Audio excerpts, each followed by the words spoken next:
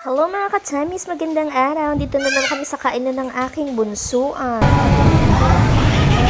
Hello po guys, kakainin po tayo ng Lomi. Mamaya pumunta kami.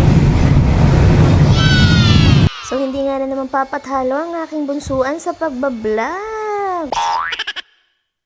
So dito nga po pala kami kumakain sa Joey's Batangas Lomi. Dito po sa 13 sa tapat ng Chooks to Go at tabi ng Senior Pedro. So halina kayo, samahan nyo kami. A few moments later. At ito na nga po, dumating na ang aming order na Lomi. So ang binili ko po dyan ay yung jumbo dahil sa anak ko pa lang pong bunso. Malakas po siyang kumain ng Lomi.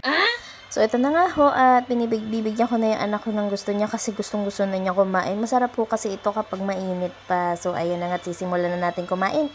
So tara na mga katamis, samahan niyo na akong kumain ng Batangas Lomi.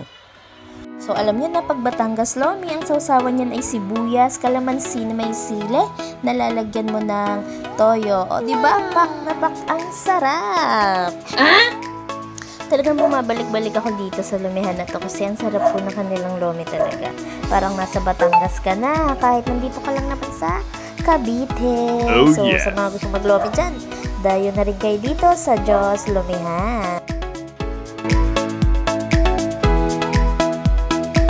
So paano mga katanis, lalamon muna ang inyong kordapya.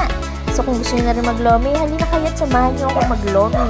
Yayain nyo lang ako at gogora ang inyong kordapya. So paano? Bye! Hanggang sa muli mga katanis!